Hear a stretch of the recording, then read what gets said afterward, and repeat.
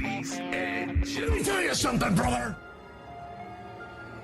It's Talk Wrestling Live with Felix the Cat Katlovski and Gemini Joe. It doesn't matter what your name is.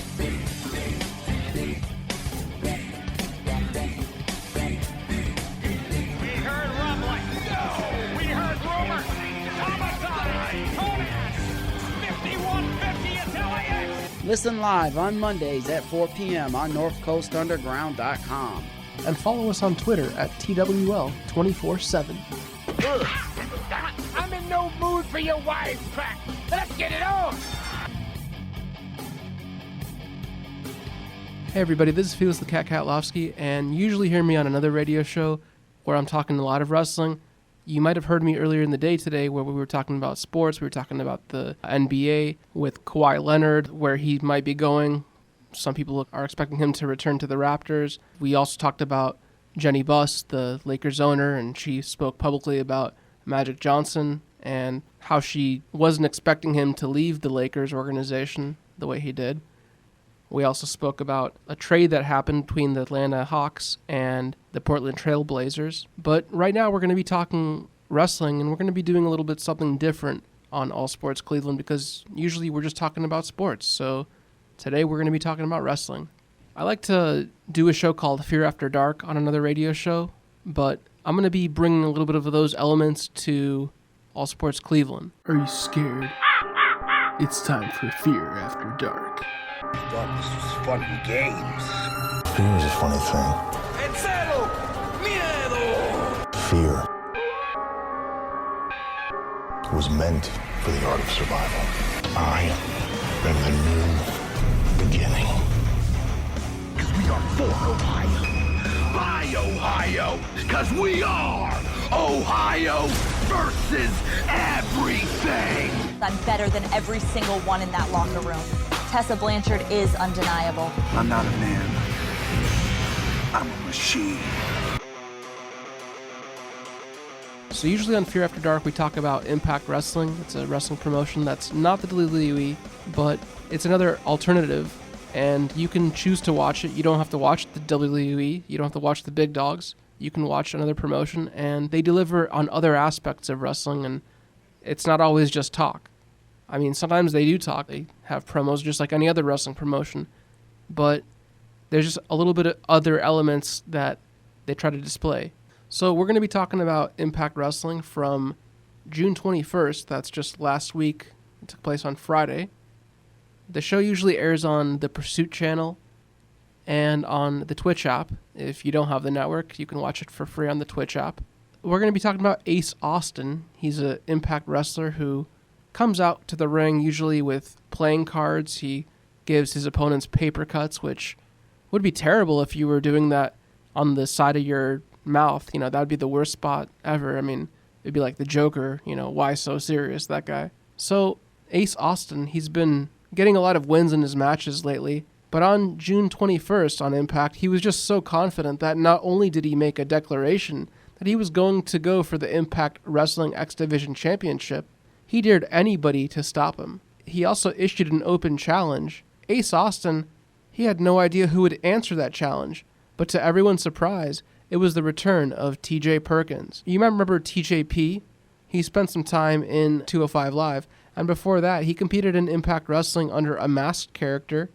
He was known as Manic. Although he may have taken turns playing the role of Suicide, I'm not really sure. I remember Frankie Kazarian and Christopher Daniels, two other wrestlers, they were also under that outfit, so they just switched off being the character of Suicide some of the time. So TJP, he finished off Ace Austin by lifting him over his shoulders and kicking Ace Austin in the head, and then closing the match out by a pinfall. Now, a great return to Impact Wrestling by TJP, as Ace Austin can no longer run his mouth that he's undefeated at Impact Wrestling. So Taya Valkyrie, she defeated Su Yung in a match where Sue had the support of James Mitchell and Jessica Havoc by her side. I mean, there's two people watching her back, so you would think that Su Yung would be the one victorious, but no, it was Taya Valkyrie, and we'll talk about why that happened. Now, the match ended because there was a disqualification.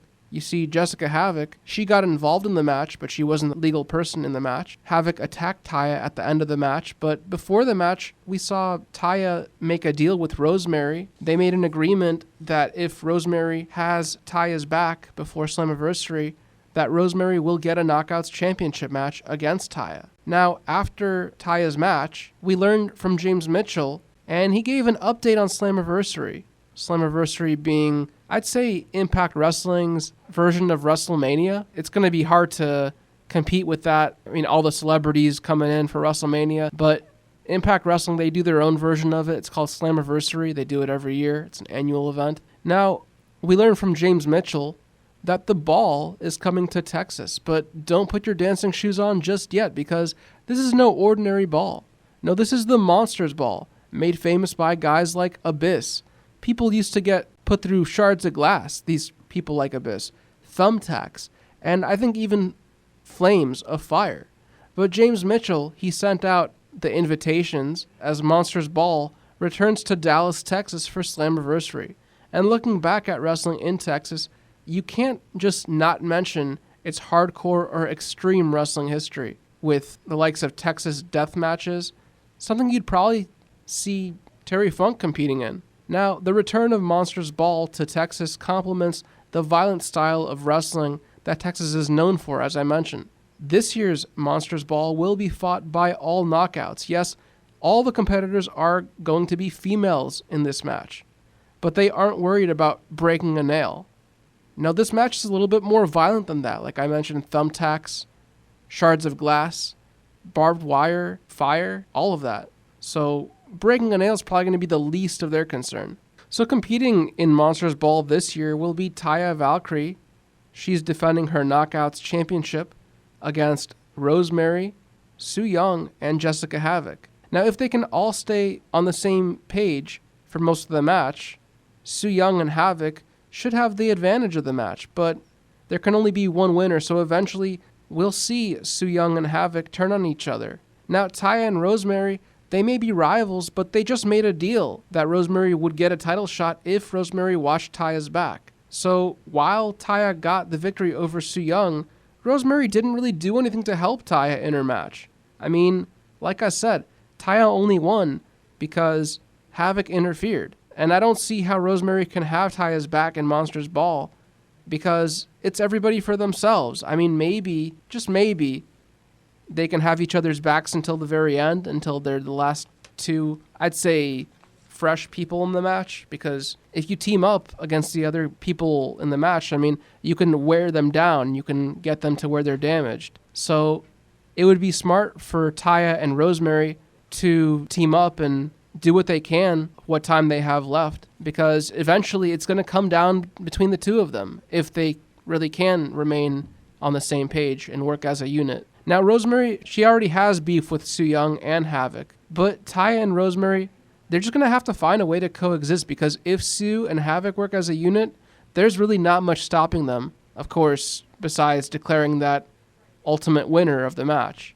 Now, whether Su Yung and Havoc really care on who's the winner, that's another story, because they might just team up and be like, well, I don't really care about winning the match. I'm just going to have you back. But we have to remember, this is for the Knockouts Championship. So if they do care about winning at all, and when you put gold involved in that, you kind of have to wonder, maybe that will tear the two apart in this team. I mean, they're not really a team officially in this match. They're just going to have to coexist, just like Taya and Rosemary are going to have to coexist. Father James Mitchell, he kind of controls Jessica Havoc and Su Yung, so maybe he'll have more of a say on what they do. But like I said, when there's gold involved, you have to throw everything out of the hat, because there has to be one winner. And it's not just a regular match. This is a Monsters Ball match. It's going to be violent. It's going to be brutal. And people like Su Yung and Havoc, they're used to these type of matches. Now, whether Taya is, that remains to be seen. I know Taya, she can do a lot of crazy moves. She's also been in AAA out in Mexico. We've seen her in Lucha Underground. Look, Taya Valkyrie, she's the Knockouts champion already, so she's already proved one thing. But she keeps on making excuses on why she doesn't want to wrestle her matches. There's all these 30-day clauses where she doesn't want to compete, and then she was kind of forced to compete.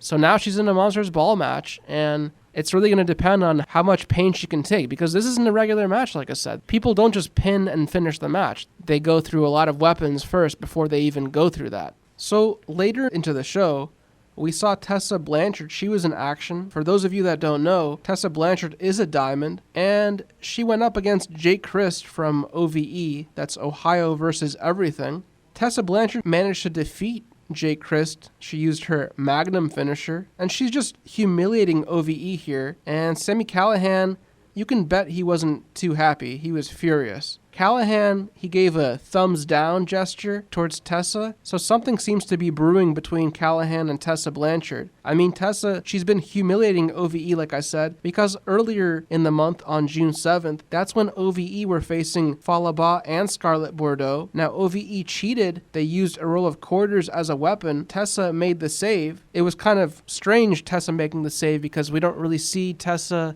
and Falaba as well as Scarlet Bordeaux together. It wasn't that long ago where Tessa was kind of the heel. For those of you who don't know, a heel means kind of like the bad guy. That's what Tessa was when she faced Gail Kim not too long ago. Tessa managed to retire Gail Kim. While they were rivals for a while, they made up, and Tessa kind of became like this babyface, this fan favorite. So now Tessa is just continuing her babyface role, her fan favorite role, and I guess she's making the save, protecting enhancement talents like, I think there was like a lady named Vox in Impact Wrestling. She's kind of like an enhancement talent. We don't see her too often. I guess they're testing the waters whether they want to keep her around. But Tessa Blanchard, like I said, she made the save for Falaba and Scarlet Bordeaux when OVE cheated using that roll of quarters as a weapon. This didn't make Sami Callihan happy back then, and Callahan's still not happy. I mean, eventually Callihan had to put his foot down and handle the issue himself against Tessa Blanchard. Later into the show on June 21st, it was none other than Sami Callihan, the leader of OVE, who challenged Tessa Blanchard to a match at Slammiversary. Now, listen,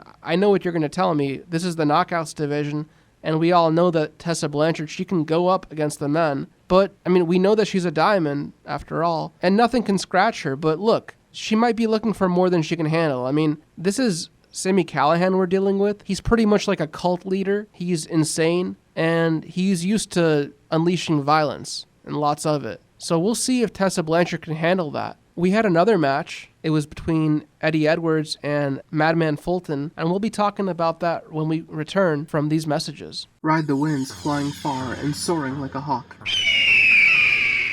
Run a marathon with the endurance of a tiger. Swim across the ocean like a dolphin. Beast Energy X. Do you have it in you? Buy Beast Energy X at all Waffle Max locations and unleash the beast in you. Join the Beast Energy X fan club and get free perks. Sign up by following us on Twitter at Beast Energy X. Follow us on Twitter at TWL 24/7. I'm not finished with you! And now, let's get back to the show.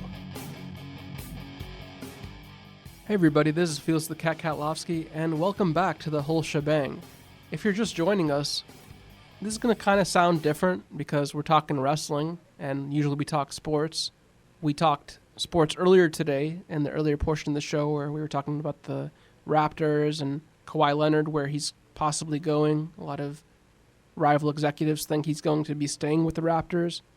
We talked about Jenny Buss and how she publicly spoke about Magic Johnson's exit from the Lakers.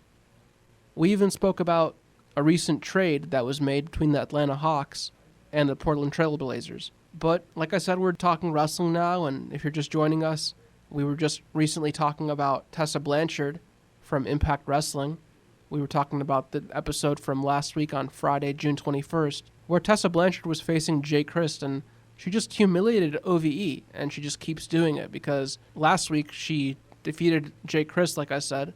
Sami Callihan, the leader of OVE, not very happy because this isn't the first time OVE has been humiliated by Tessa Blanchard. Just on June 7th, when Falaba and Scarlet Bordeaux were facing OVE, Jake and Dave Christ. OVE, they kind of cheated in the match. They used a roll of quarters as a weapon, and that's when Tessa Blanchard made the save. We talked about how Tessa Blanchard, she used to be known as a heel character, but something changed after her match with Gail Kim. Tessa faced Gail Kim. It was supposed to be Gail Kim's retirement match, and that's exactly what happened. Tessa Blanchard retired Gail Kim. Now, coming into this match, like I said, she was the heel, Tessa Blanchard. She went to Gail Kim's husband's restaurant and vandalized everything.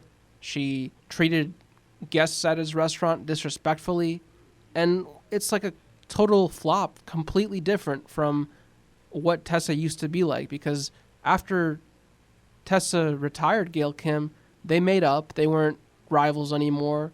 They were happy. They even hugged. And now we see Tessa Blanchard continuing this babyface role because she saved this enhancement talent, Ashley Vox, who we rarely see at Impact Wrestling, but I guess they're testing the waters whether they want to bring her in full time or not. Then you have Tessa Blanchard, like I mentioned. She's making the save for Falaba and Scarlett Bordeaux, this new feud or rivalry between OVE, Ohio versus Everything, that Tessa Blanchard has involved herself with. So that's what's going on with Tessa Blanchard. I mean, Sami Callihan, not very happy.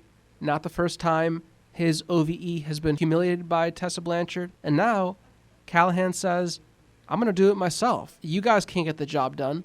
I'm going to go in there and face Tessa Blanchard myself at Slammiversary, the granddaddy of them all for Impact Wrestling, so to speak. Because we know the granddaddy of them all is synonymous with the term WrestleMania. But Impact Wrestling, like I said, they have their own version of WrestleMania. It's like supposed to be kind of just as big. I mean, you know, it's hard to get to that size to compete with WWE or a WrestleMania or anything like that. But I would say that Impact Wrestling's version of WrestleMania would be Slammiversary or Bound for Glory. I mean, it's kind of like tied in my opinion. Like that's like maybe it's more of a SummerSlam like event. In my opinion, these two events, Bound for Glory and Slammiversary, they're the two really, really big events for Impact Wrestling. Impact Wrestling's celebrating their anniversary with Slammiversary. This is their 17th edition of Slammiversary, so it's a big night for the company. So returning to what we were talking about, we left off before we went to a break. We were going to talk about Eddie Edwards and Madman Fulton from OVE. They had a wrestling match. Now, just as Eddie Edwards was going for his Kenny 2.0, now if you're not familiar with that, that's a kendo stick that was given as a gift to Eddie Edwards by the Sandman. I'm sure you remember that name. The Sandman was from ECW.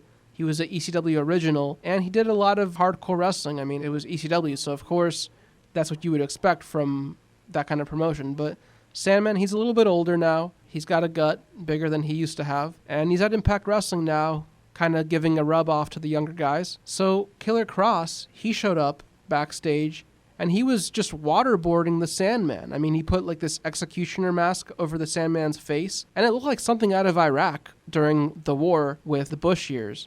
But this is wrestling. This is pro wrestling, folks. So they're using like these real-life elements to just add the graphic nature of everything. Like I said, the Sandman, he was wearing this executioner type of mask over his face unwillingly because, you know, he's being forced to be in that position. He looked like an enemy combatant at war being tortured. Now, this scene, it showed up on a video screen, and it worked as a distraction because Eddie Edwards, he was already in a match with Madman Fulton. But he was concerned for his friend, the Sandman, and that's when Madman Fulton, well, he took Eddie back to reality. Getting back to their match, Fulton dropped Eddie Edwards with his finishing move and covered him for the victory. And next we saw Moose. For those of you who don't know, Moose was a former NFL football player, and he turned to pro wrestling. He started a career there. We've seen him back in the day in Ring of Honor, and now he's in Impact Wrestling. And he took on Tommy Dreamer. Tommy Dreamer, another ECW original. If you remember, I mentioned the Sandman. Tommy Dreamer is another one of those ECW originals from this really hardcore, violent wrestling promotion from the 90s. Now, Moose, he needs to stop playing to the crowd because he always ends up just taking too long on his attacks. He cares about egging on the fans, and he needs to just focus on his match because really all he should worry about is himself. I mean, he needs to get the job done. If he keeps on worrying about getting the fans riled up, then he's already distracted. So I'd say that's Moose's biggest flaw. He's out of his element. So, like I said, Moose just needs to pay attention to his match. Now, Dreamer, he took advantage of Moose's inability to focus on the match, and this allowed for Tommy Dreamer to hit a DDT, but Tommy Dreamer was only able to get a 2 count. However, Dreamer was still able to deliver a superplex on Moose from the top rope, and that's huge considering Moose's size. I mean, I mentioned he's a former NFL player, so you already know these guys are pretty big. So imagine what a superplex from the top, what kind of a thud that's going to produce on the ring canvas. Tommy Dreamer probably thinks that he could play in the NFL at this point, at his current age. I wouldn't recommend it, but this ECW original, Tommy Dreamer, he just hasn't missed a beat as he hit Moose with his own finishing move, the spear. That's also Goldberg's move back in the day. But Tommy Dreamer, he just couldn't maintain control of the match as Moose used the ref as a human shield as protection against a steel chair shot that was coming right for him. Now Tommy Dreamer, he just pushed the ref out of the way, but Moose outsmarted Tommy Dreamer by kicking the same chair into Tommy Dreamer's face. And keep in mind, Tommy Dreamer, he brought that chair into the match in the first place, so it really backfired on him right there. Now Moose defeated Tommy Dreamer with the spear using his rightful finisher. I did mention Goldberg earlier. He was also a former football player. Moose was able to get revenge on Tommy Dreamer for imitating Moose's finishing move. I mean, how do you like that? What if a basketball player did some dunk over LeBron James's head? Like, that's disrespectful. As it was when Tommy Dreamer tried to do a spear, Moose's own finisher, on Moose. Like, Moose isn't going to let that happen. After the match, Moose was looking to send a message to his opponent at Slammiversary for July 7th, and that's none other than Rob Van Dam. Probably the most famous ECW wrestler there is. They used to call him Mr. Monday Night when he was in WWE on Raw, but now he's in Impact Wrestling. Now, Moose was going coast to coast. Again, see, these wrestlers over there, they're really trying to add disrespect right there because that's Rob Van Dam's move. When you do that, don't expect that RVD's just going to stay silent about that. I mean, Rob Van Dam, he came out and he made the save, and guess where Moose went? Well, he retreated. He went up all the way to the hills right there. So Conan, the leader of LAX, he was sending a message to the Rascals because he didn't like how the Rascals disrespected LAX in their clubhouse during the previous week. So Conan warned the Rascals, that's kind of a stable in Impact Wrestling. There's Trey Miguel, there's Zachary Wentz, and there's Desmond Xavier, and that's the Rascals. They're all from like Dayton, Ohio, and Toledo, so some locals here in Ohio. But the Rascals, they always have their antics. They have their own little room that they get together in, and they kind of make their strategy last minute. Previously, Trey Miguel, he got involved in a match that he wasn't supposed to be in. He had like a flask that LAX brought to the ring. It was full of alcohol, and Trey just got a little too carried away. I mean, he drank a little bit. He actually thought he was part of the match. He got involved in it. If he was sober, he probably would have known he's not the legal man, but he got involved in the match. He was drunk on the job, but I guess Impact management didn't really care. I mean, you got the Sandman over there, so. But this is kind of what pissed off Conan because, like I said, he just doesn't like how the Rascals keep disrespecting LAX, being intrusive, invading LAX's clubhouse during the previous week, like I mentioned. So Conan's now warning the Rascals that if they don't change their ways, their match against LAX at Slammiversary will become a massacre. The Rascals really need to think about this because this is Conan saying this. And Conan, he's seen a lot in the business. I mean, we've seen him back in WCW when he was part of, I think, the Latin World Order, LWO. And we've seen him a lot in Impact Wrestling. A long time ago, he was part of the 3 Live crew along with Ron Killings, who's now in WWE. And BG James, that's the Road Dogg from the Attitude Era. But that was back then. That was a long time ago. Conan, he's most known for his time in LAX. That group has been restarted several times in Impact Wrestling. They used to have Homicide in the group and Hernandez as well. There's been a couple other guys that came and went. Right now, the current LAX, that's Santana and Ortiz, along with Conan. They used to have Diamante. She was like their only female in LAX. But I don't think she's a part of the organization anymore. I remember that she had an injury back in the day, and that's what kind of kept her out of LAX. So Conan, he's really sending a message to the Rascals, hey, if you keep on doing what you're doing, we're going to beat you guys down even worse. That's why he's saying it's going to be a massacre at Slammiversary. Now remember, the tag team titles are up for grabs as well at Slammiversary, so Conan really wants the belts to stay with LAX. He doesn't want the Rascals to win that. And LAX, they're going to have a lot of title defenses. I know I'll be talking about later. They're going to be facing the North in like a special. I'll mention it later. It's either going to be on Twitch or the Impact Plus app. I'll get more into details later when I talk about that, though. So LAX, they're the champions. how long can they keep it for? That's the big question. So we'll be talking more about Impact Wrestling right after these messages. Man, this sucks. I can't go to the baseball game because I have to pack. We're moving next week and I have to get enough large boxes. Did someone say oxes? No, I said boxes. Ox's boxes are strong like an ox and durable for moving trips. They're also biodegradable, which is just great for the environment. Download the Ox's Boxes app on your phone today, and your first box is free. And now we're offering same-day deliveries if you order before 4 p.m. on any given business day. Like us on Facebook or follow us on Twitter. Follow us on Twitter at TWL 24/7. I'm not finished with you! And now, let's get back to the show.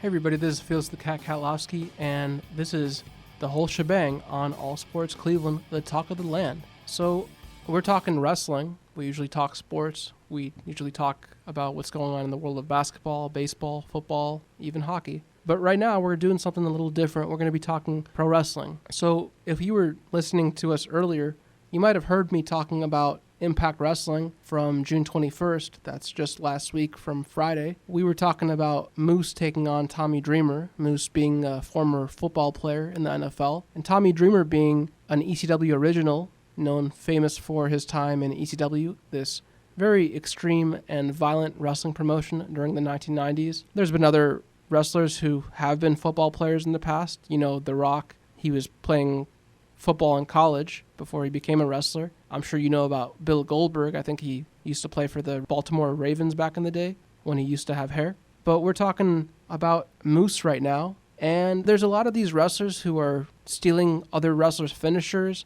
They're doing it out of disrespect some of the time, not always to flatter by imitation. So imagine if LeBron James has like a signature move and somebody steals that move and uses it against LeBron James and just dunks it over his head. Well, that would be seen as disrespectful, right? And that's kind of what Tommy Dreamer did, because he used the spear, which everybody knows Goldberg for. Goldberg used to do the spear a lot.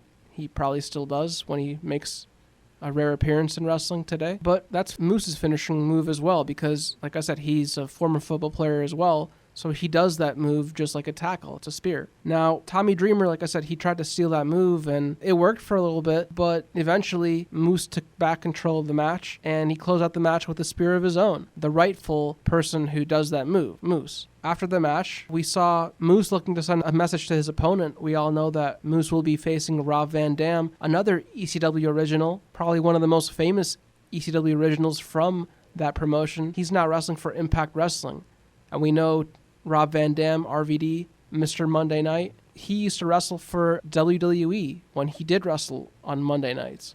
But now he is in Impact Wrestling, and he's wrestling on Friday nights. So that's going to be Moose's opponent for Slammiversary. And if you didn't hear, Slammiversary, it's Impact Wrestling's anniversary show. I would put it up there along with Bound for Glory. That's how big it is. Bound for Glory and Slammiversary, they're on the same scale as WrestleMania, like in Impact Wrestling's scale, I guess. I mean, it's not going to be as big as WrestleMania because it's hard to compete with, but for Impact Wrestling's case, those would be their two versions of WrestleMania in my opinion. So Rob Van Dam, Moose, that's the match for Slammiversary on July 7th. That's a Sunday. And when Rob Van Dam showed up, he wasn't too happy because you had Moose. He already saw how he wasn't happy when one wrestler stole his finishing move. Moose had to be the one to close it out with his spear. Well, Moose did the same thing. He tried to emulate Rob Van Dam going coast to coast. Some people remember Shane McMahon does the same thing as well.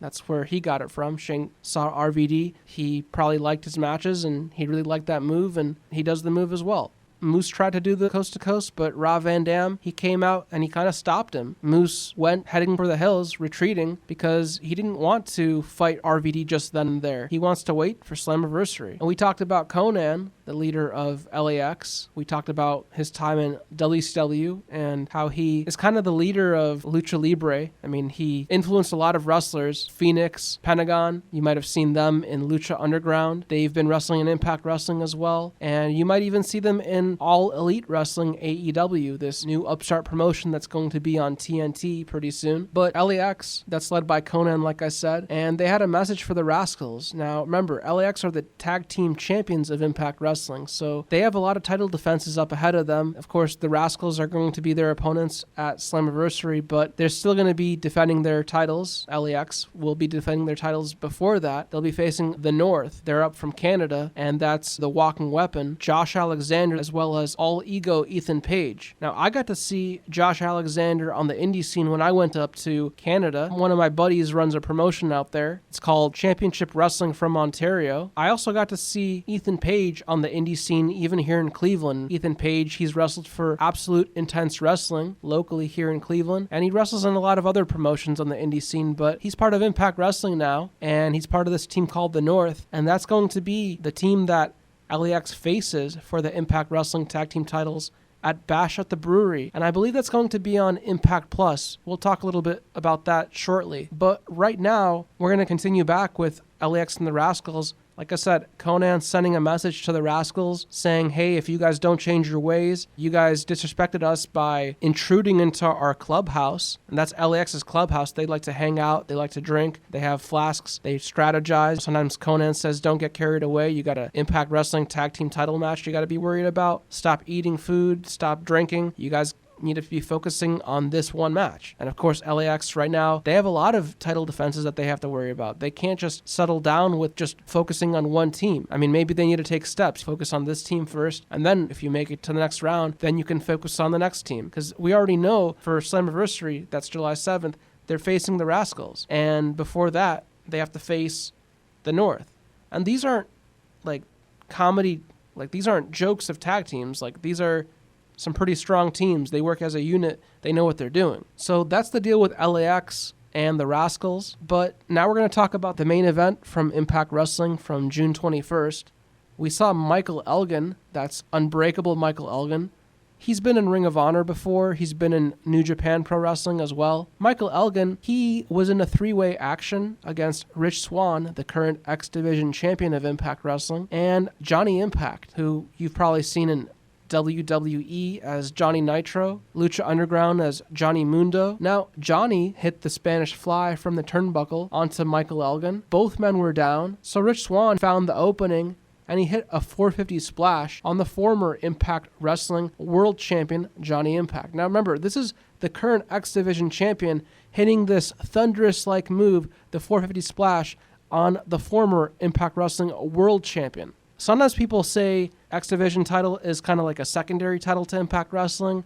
Everybody sees the world title as, you know, that most prestigious belt. I remember a time back in the NWA TNA era, today it's known as Impact Wrestling, where the X Division was kind of equal to the world title, and that was back then. Everybody knows the X Division for no limits. It's not about the weight limit, it's about no limits. And there was a time when Eric Bischoff came in with Hulk Hogan, and, you know, they just saw it as a cruiserweight title, and they started establishing weight limits, and I didn't really like that because there's guys like Samoa Joe, who we now see in the WWE. He was a beast in Impact Wrestling and TNA, and if they had that weight rule, then we wouldn't have seen Samoa Joe dominating the X Division like he did back in the day. But that was history. Let's get back to present time. So like I said, Johnny Impact, he hit that Spanish Fly from the turnbuckle onto Michael Elgin, but both men were down, so neither one really gained on that move. Now, Rich Swann, he found the opening and he hit that 450 splash on the former Impact Wrestling World Champion, Johnny Impact. Swann was able to pin Johnny to win the match. Johnny Impact not too happy there. So Rich Swann was dancing, he was celebrating his win, and he was holding on to the X Division title, his championship, but things weren't over just yet. That's when Unbreakable Michael Elgin tried to attack Rich Swann from behind, but Swann was just too quick. I mean, he's a speedy guy. Elgin's more of a powerful guy, but Rich Swann noticed Elgin before Elgin could do anything. Elgin still had Rich Swann by the ankle, but as flexible as Rich Swann is, Swann just turned the move around and kicked Elgin down right in the head. Johnny Impact, that's when he got back up and he tried to attack Rich Swann, but Rich Swann just easily fought him off. He just elbowed him. He's like, get out of here.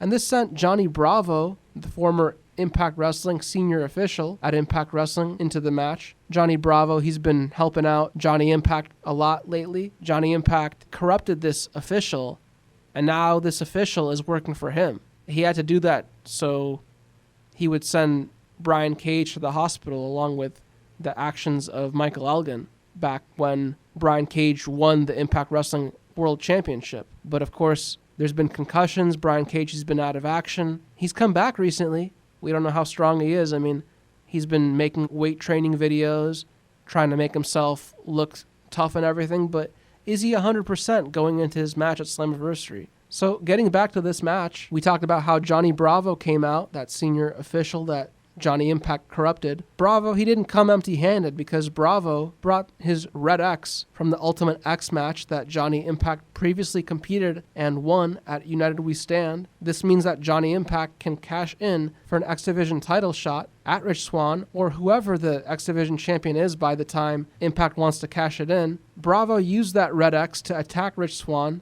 and later it was Michael Elgin and Johnny Impact. They were fighting over that Red X, just tugging and pulling on it, kind of like tug of war. And they were probably trying to decide which one of them would be the one to put Rich Swann to the hospital, sending him out there. This time, Michael Elgin, he likes to send a lot of people to the hospital. That's what keeps a lot of the competitors that he has out of the picture because he knows this guy's about to get a title shot. Michael Elgin just beats him up and sends him to the hospital because he wants to be the only one in line. He doesn't wait in lines. So Rich Swann was really quick.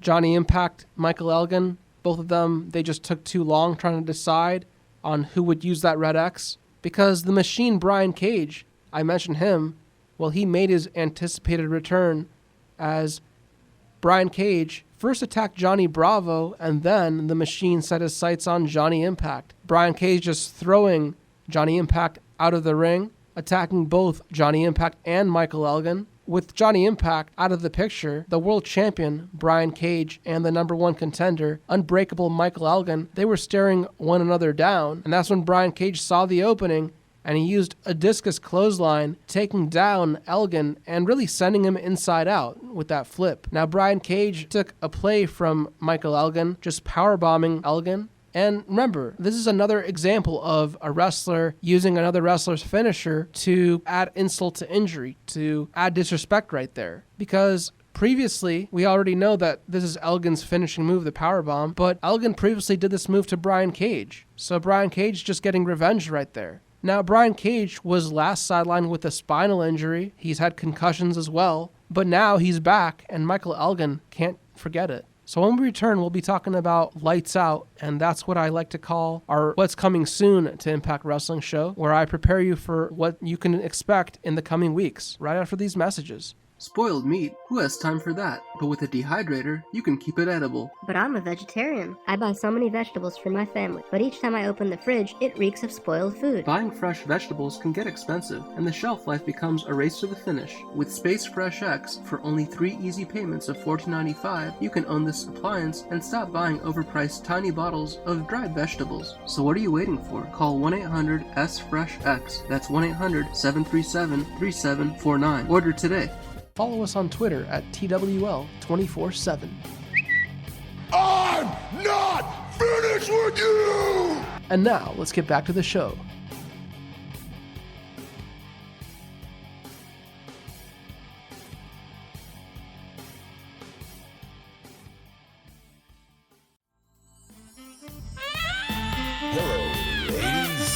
Shut up, 5. A 10 is talking. I'm surprised you're containing yourself. It's like looking at a work of art, Josh. Scarlett Bordeaux has arrived on Impact Wrestling.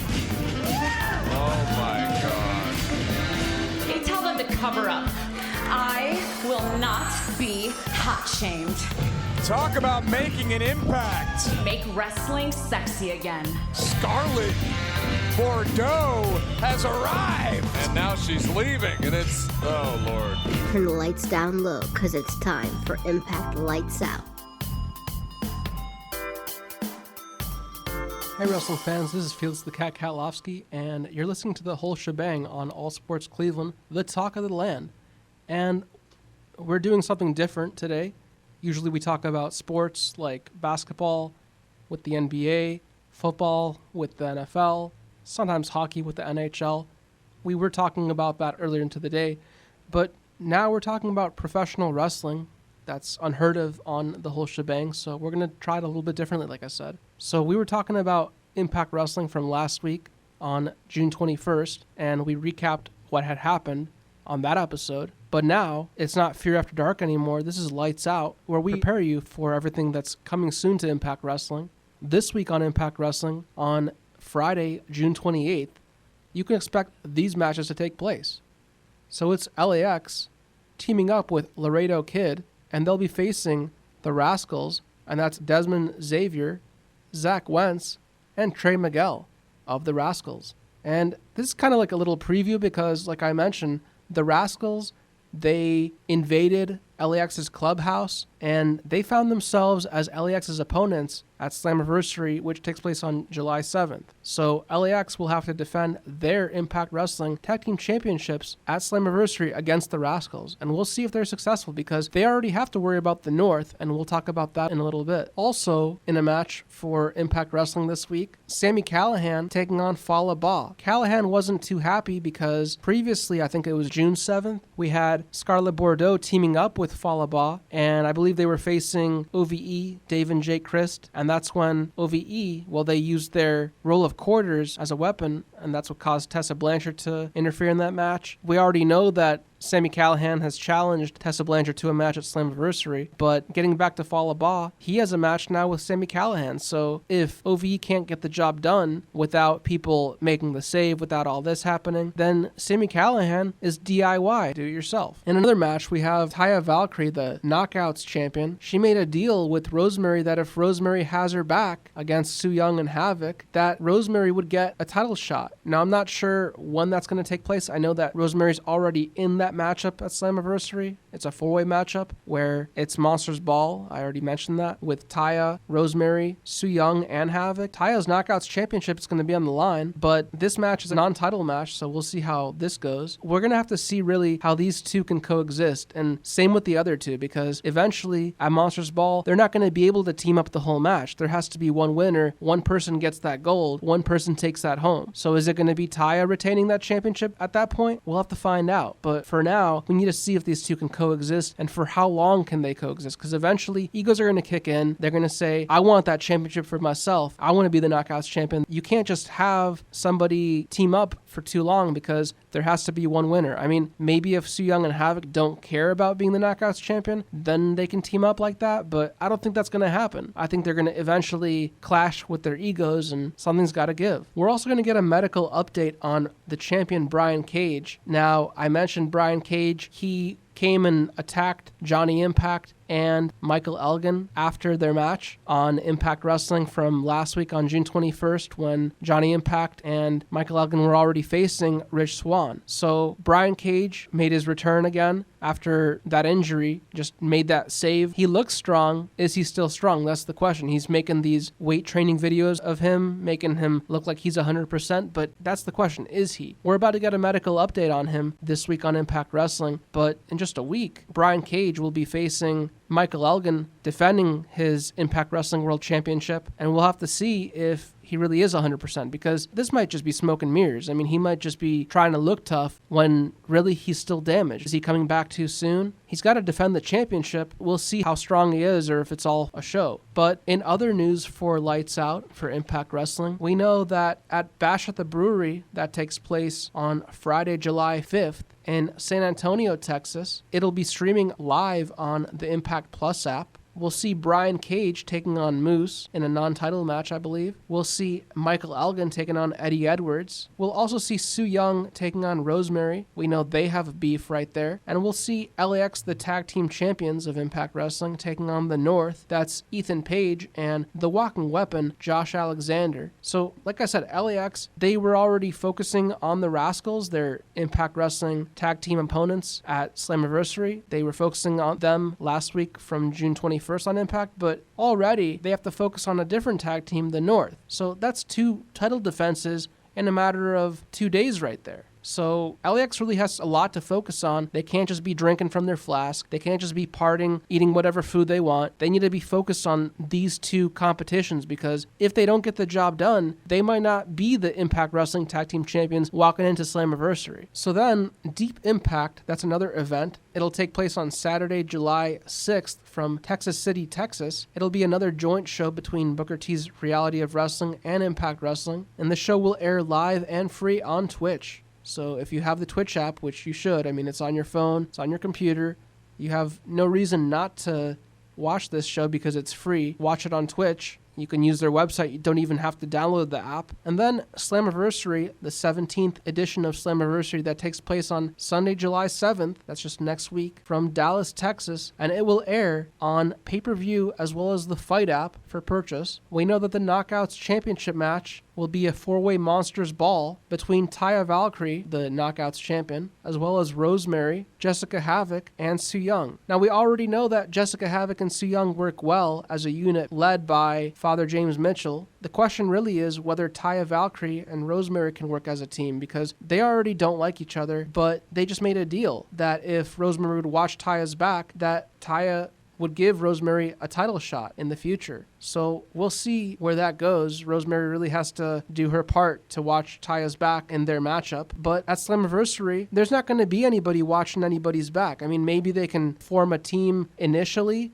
but eventually that team has to break off because there can only be one winner. One person is going to be taking home that gold. Is Taya Valkyrie going to retain her championship, or is Rosemary going to step in and say, I don't think so? Are Su Yung and Jessica Havoc just going to work as a team the whole match because they don't care about becoming the Knockouts champion? I don't think so. I think eventually these egos are going to clash. So in another match, we have the Impact World Title match. The championship will be on the line as the Machine Brian Cage defends his championship against Michael Elgin. Now, we already know that Michael Elgin and some dirty work by Johnny Impact, that caused Brian Cage to sustain injuries. He had a concussion, he had a spinal injury, and he was out of action for quite some time in Impact Wrestling. But now he's back. He looks like a beast in all his weight training videos. Brian Cage just attacked Johnny Impact and Michael Elgin just last week on Impact from June 21st. So we'll see how long Brian Cage can withstand in a match against unbreakable Michael Elgin. Because if Brian Cage wants to keep his championship belt, well, he better be 100% walking into Slammiversary. Then we have, for the X Division Championship, there's a match between the champion Rich Swann taking on Johnny Impact. Now, what's interesting about this match is Johnny Impact, he can really get a rematch whenever he wants. I mean, if he doesn't get the job done, he can use that Red X that he won in that Ultimate X match from United We Stand back in New Jersey. He can use that again and declare another title rematch, because he's got nothing to lose right here. Even if he doesn't come out with a victory at Slammiversary, he can still pull out that Red X and declare another rematch if he really wants to. Now, the question really is, what's he going to do if Johnny Impact does become the new X Division champion, defeating Rich Swann at Slammiversary? What's going to happen then? What does that Red X do for him? Can he just declare that he wants to go against the world champion after he cashes in that Red X? I mean, a lot of questions to ask here. Johnny Impact really needs to use that Red X wisely and not blow his chances. I mean, that's really the big question right there. And then you have Moose taking on RVD. I mentioned from last week's episode of Impact from June 21st, where Moose was taking on ECW original Tommy Dreamer, and they were imitating each other's moves. Well, Tommy Dreamer was imitating Moose's move, Moose being a former NFL star, Tommy Dreamer using Moose's spear. A lot of people see Goldberg doing the same thing. It worked for a little bit until Moose took control of the match again. Moose just defeated Tommy Dreamer with Moose's own finisher, the rightful finisher, the spear for this former NFL athlete. But RVD came out. He didn't like how Moose was copying off moves, trying to go coast to coast like RVD, like Shane McMahon. We know that Moose is taking on RVD. Who's going to win there? Well, we'll see when ECW original RVD takes on the former NFL athlete Moose. We also know that the Impact World Tag Team Championship will be on the line as LAX, if they can retain their championships from Bash at the Brewery, because they already have to worry about the North. Well, if they do retain it, they'll be taking on the Rascals, defending their championships again. And that's just in a matter of 2 nights. I mean, not a lot of time to strategize, to plan ahead of what are we going to do here, because you already have to worry about the North. They're not a joke. They're not comedy tag team. They know how to do that chain wrestling. They know how to cut the ring in half. They know what they're doing there. That's why they call him the walking weapon, Josh Alexander. So we'll really see what this test means for LAX, whether they can retain those belts or if we'll see new tag team champions, whether LAX will even be at Slammiversary defending their championships, because a lot of things are up in the air here. And then we'll also see Sami Callihan. He's been sick of OVE getting humiliated by Tessa Blanchard. He's putting matters into his own hands. He's doing it himself, DIY, do it yourself. And Sami Callihan, he's going to be taking on Tessa Blanchard. So Tessa Blanchard, we all know she's a diamond. She can go up against the men. She's done it before. But can she do it against this cult leader? He's just insane, this Sami Callihan. He's very violent. So is Tessa Blanchard begging for more than she can chew as she takes on Sami Callihan? And then we have Fallout. That takes place on July 14th from Mississauga, Ontario, Canada. Still no word on how or when it'll air, whether it's live or whether it's going to be on Twitch or Impact Plus. But we'll be updating you in the coming weeks about Impact Wrestling, what's to come, and how that show will air, recapping previous Impact Wrestling episodes, and getting you ready for what's to come with Lights Out. Well, that does it for the Whole Shebang this week. Well, thanks for listening to the Whole Shebang. You've been listening to All Sports Cleveland, the talk of the land. You've been listening to Talk Wrestling Live. Listen live on Mondays at 4 p.m. on NorthCoastUnderground.com. And follow us on Twitter at TWL 24/7. Goodbye and good night, bad. Rest in peace.